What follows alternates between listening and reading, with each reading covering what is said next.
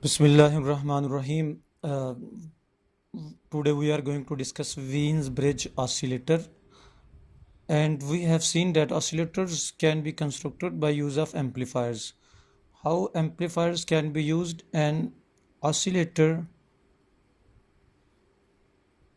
amplifiers को हम use कर सकते हैं as a oscillator if we add positive feedback from output to the input. Mean अगर हम amplifiers के साथ positive feedback कर दें, then we can use these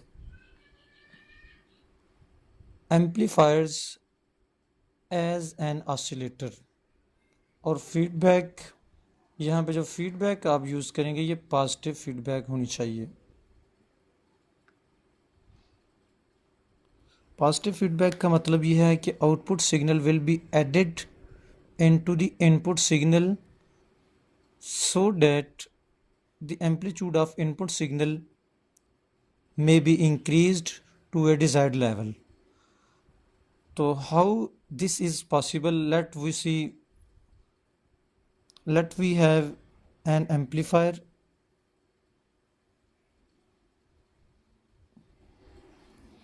with gain A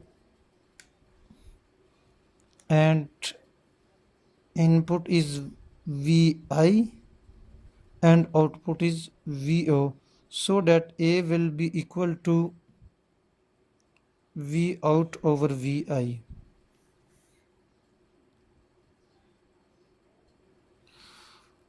If we add a feedback signal here, mean let we have a feedback network with gain B and here is a signal from output. This signal that is from the output will be a input for the feedback network, so that we add this feedback signal to the input signal. Mean हमारे पास एक network आ गया जिस network में V I input, V out is the output, B is the gain of feedback network, and let here is the source signal, source vs, source signal plus feedback signal will be equal to input signal. और अगर हम यहाँ से circuit analysis को देखें तो we can write V out will be equal to AVI, and VI is the sum of source signal plus feedback signal. Here is the feedback signal VF that is going to be added up in the source signal, and A into VS plus V F, and V F अगर हम यहाँ से feedback network को देखें तो V F is equal to B into V naught. Mean B is equal to V F over V naught, because V naught जो है वो एज ए फीडबैक यूज हो रहा है यहाँ पे, so that V out will be equal to A V S plus A B V naught. V naught और V naught इन दोनों टर्म्स को हम एडअप करेंगे, and so that we will have V naught into 1 minus A B is equal to A V S. अगर हम इस पूरे सर्किट का एनालिसिस करें तो इस पूरे सर्किट में वी एस जो है वो सोर्स सिग्नल है और V out is the output signal. Vi is the input. Input means just signal just before the signal that is going to appear at the input of the amplifier. और यहाँ से आप लिख सकते हैं it implies that V out over Vs is equal to A over 1 minus AB. Let this is equal to equation number 1. mean output over source signal is equal to A over 1 minus AB. This is the output with positive feedback. Positive feedback के साथ जो हमारे पास output है वो आपके पास ये equation number 1 में आ गई है. If we examine this equation, we will see that V output is equal to A over 1 minus AB. As we already know that gain of amplifier is equal to A, B is the feedback gain. As there is a possibility that there may be a phase difference at the output and input of the amplifier. So A will not only be a number, mean just ये gain की value नहीं होगी. For example, gain is equal to 100, 150, 120, 170 etc. बल्कि इसमें magnitude के साथ साथ phase भी होगा. तो अगर हम इस इक्वेशन में से इन दोनों की प्रोडक्ट मीन ए बी को अगर 1 के इक्वल कर दें, if A B is equal to 1, it means that product of AB, magnitude of product of AB को किसके इक्वल कर दिया जाए, 1 के इक्वल अगर हम कर दें, then what will happens. Equation number अगर हम 1 पे दोबारा जाएं तो हम इसको देखते हैं. मीन अगर हम इस इक्वेशन नंबर 1 में ए बी की प्रोडक्ट को 1 के इक्वल कर दें, 1 के इक्वल करने का मतलब ये है कि इसकी मैग्नीट्यूड 1 के इक्वल आ जाए और इसका जो फेज है फेज जो है वो 0 के इक्वल हो जाए, सो डैट के टोटल फेज जब 0 के इक्वल होगा और मैग्नीट्यूड 1 के इक्वल होगी तो product of A B will be equal to 1. तो अगर हम इक्वेशन नंबर 1 को एग्जामिन करें, यहाँ से देखिए हम कि if A B is equal to 1 then V out over V S will be equal to A over 1 minus 1 and this will be equal to a over infinity, a over 0. This will be a over 0, which shows that there is a output. Here is the source signal. तो source signal V out over Vs is equal to a over O.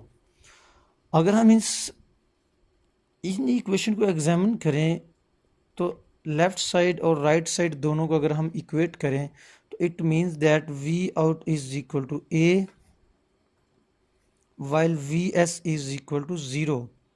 तो इस condition की अगर हम बात करें तो इस कंडीशन में दो चीज़ें आ रही हैं हमारे पास कि if A B is equal to 1 then there will be a output even if there is a no input.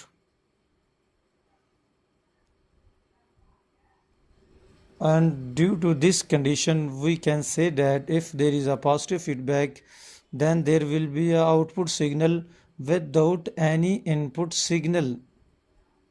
Then this feature of amplifiers can be used as an oscillator. Because अगर हम देखें amplifier की अगर हम बात करें तो amplifier just amplify the signal. Amplifier will have a input signal and will produce output signal, mean input and will produce output. But if we talk about amplifier with positive feedback, then they do not require any input if the condition of a b is equal to 1 is met. अगर इस condition पे अगर हम पहुंच जाएं तो इस condition पे हमारे पास ये रिक्वायरमेंट हम ये कर सकते हैं कि without any source without any signal we can produce output signal. And this is a principle that is used for oscillator. mean amplifiers with positive feedback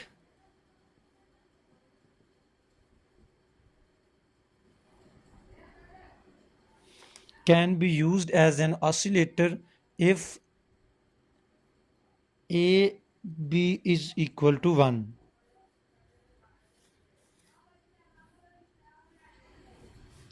और अगर हम दोबारा इसी कंडीशन पे चलें कि A B is equal to 1 and total phase difference is equal to 0, so that if we can provide the condition of A B magnitude is equal to 1 and phase of A B is equal to 0, then we will have a output without any input. Mean we will not need we will not need to have a input signal to produce a output signal. So we can say that we can use amplifiers as an oscillators if the condition is met, and this condition says that A B magnitude is equal to 1. It implies that product of it implies that A is equal to 1 over B. Magnitude of A must be equal to magnitude of B, and second condition of phase is equal to 0 implies that angle of B angle of A must be equal to negative of angle of B. इन दोनों के जो phase difference हैं वो एक दूसरे के opposite होंगे, तो टोटल फेज शिफ्ट जो है वो ज़ीरो हो जाएगा आपके पास। तो हम इसी कंडीशन को लेकर अब चलेंगे। तो सबसे पहले हम कंस्ट्रक्ट करेंगे यहाँ पे Wien's bridge oscillator. Mean to construct an oscillator what we need to construct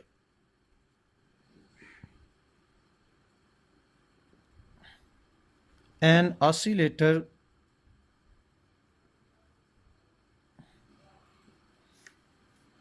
we need A, we need B such that A magnitude is equal to 1 over B magnitude, and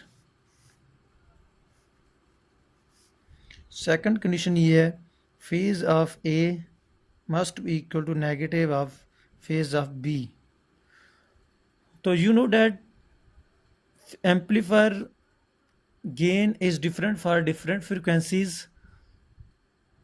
Similarly, phase of A will be different for different frequencies, and at only one frequency this condition will hold, and at that frequency signal will be amplified, and at all other frequencies signal will not be amplified and we will not perform the oscillator operation. Let we have a operational amplifier as an amplifier with gain A, and we use a feedback network that will take output to the input. तो उसके लिए आप use करते हैं एक bridge circuit. तो bridge circuit में क्या है कि आपके पास दो डिफरेंट RC सर्किट हैं, one is a high pass and other is a low pass circuit. Here is a complete circuit diagram.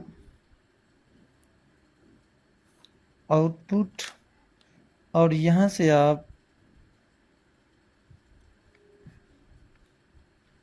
we have a operational amplifier। operational amplifier को आप यूज़ करेंगे एज एम्पलीफायर, और यहाँ पे आपके पास है R1, C1, R2 and C2. This circuit will be used as feedback network. और here is a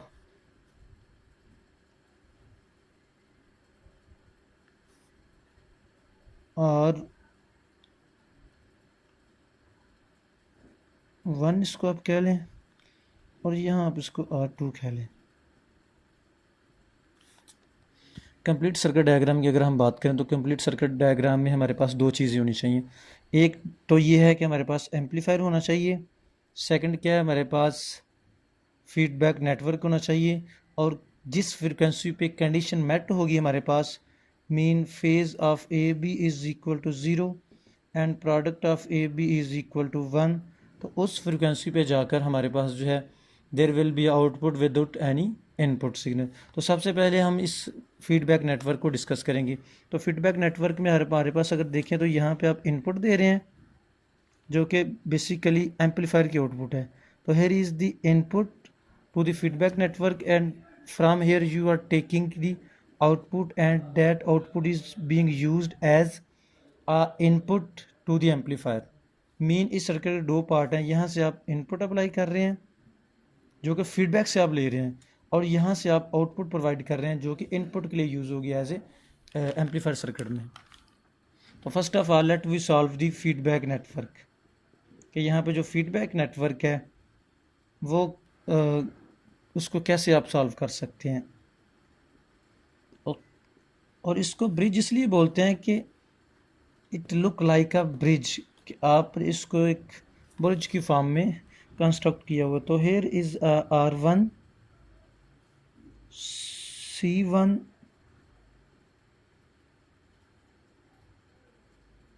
R2 C1 C2 और R1।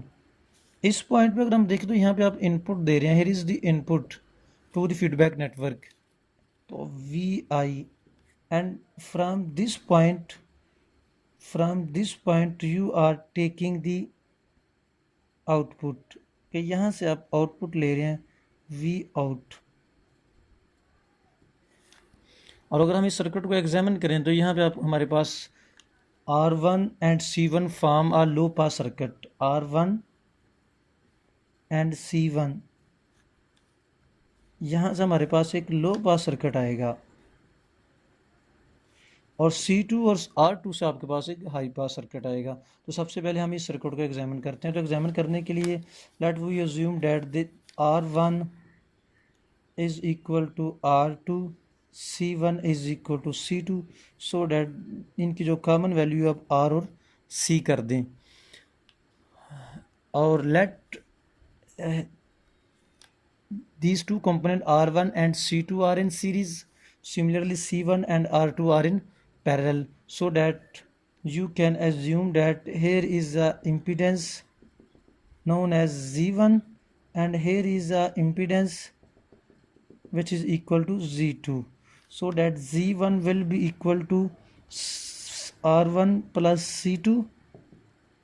Similarly, Z2 will be equal to C1 parallel with R2।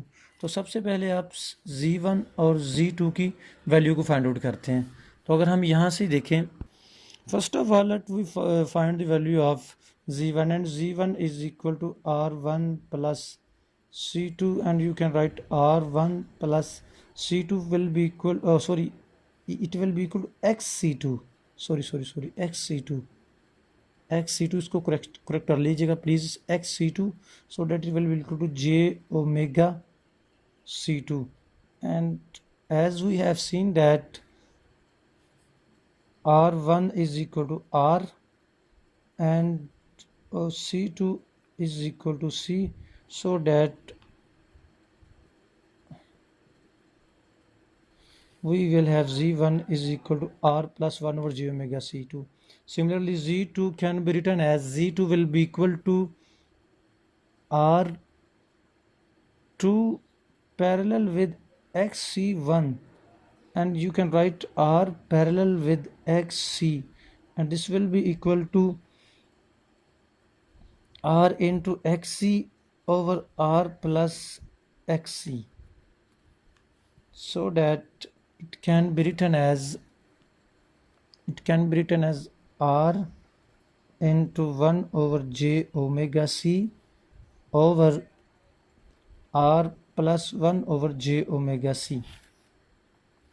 If we look at the feedback network, then we can see that feedback network की अगर हम बात करें तो input और output is taken along Z2। Output जो है वो Z2 के क्रॉस है, और जबकि रिमेनिंग सर्किट में Z1 जो इसको रिड्यूस कर रहा है। तो अगर हम इसको दोबारा इस सर्किट को एग्जामिन करते हैं तो you can see that hair is the Z1 and here is the Z2, here is the output voltage, input voltage, so that V out will be equal to Z2 over Z1 plus Z2 into VI। अगर हम voltage divider formula की अगर हम बात करते हैं तो next हम यहाँ पे वैल्यू पुट करेंगे Z1 Z2, और so that V out over VI will be equal to Z2 over Z1 plus Z2, and Z2 आप पहले फाइंड आउट कर चुके हैं, वो इक्वल है R into 1/j⍵C over R plus 1/j⍵C। here is the Z2, और over आपके पास आएगा Z1 mean R1/j⍵C। this will be equal to Z1 plus R into 1/j⍵C over R plus 1/j⍵C। this will be equal to the Z2। now we multiply the numerator and denominator by R plus 1/j⍵C। अगर हम इससे multiply करते हैं तो nominator में ये term cancel out हो जाएगी, तो आप नॉमिनेटर में आ जाएगा R/1/j⍵C, और डिनोमिनेटर में आपके पास आ जाएगा, अगर डिनोमिनेटर को मल्टीप्लाई किया और डिनोमिनेटर को मल्टीप्लाई करेंगे तो आ जाएगा R plus 1/j⍵C का square plus R into 1/j⍵C, क्योंकि यहाँ से जो है ना R plus 1/j⍵C वाली टर्म ये कैंसिल आउट हो जाएगी और यहाँ पे मल्टीप्लाई हो जाएगी। और फर्दर आप ये करते हैं कि आप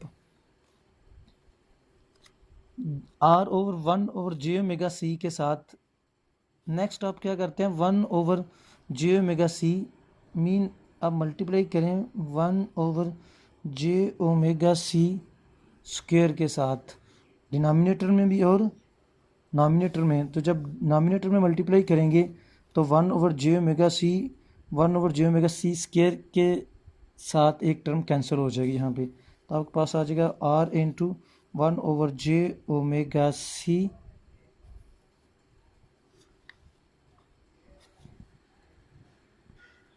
सॉरी हम 1/j⍵C से मल्टीप्लाई नहीं करेंगे, बल्कि हम मल्टीप्लाई करेंगे j⍵C स्क्वायर के साथ। j⍵C स्क्वायर के साथ अगर हम इसको मल्टीप्लाई करेंगे j⍵C स्क्वायर के साथ मीन j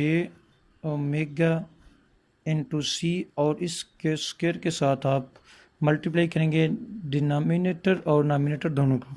तो यहाँ पे नॉमिनेटर में आपके पास आ जाएगा R इंटू j⍵C, और डिनोमिनेटर की अगर हम बात करें तो यहाँ से आपके पास आ जाएगा R इंटू j⍵C, और यहाँ पे आपके पास ये जो स्क्वायर वाली टर्म है, इस स्क्वायर वाली टर्म में आप इसको जब j⍵C स्क्वायर से मल्टीप्लाई करेंगे तो आपके पास आ जाएगा R इंटू j⍵C प्लस 1, और ये स्क्वायर आ जाएगा।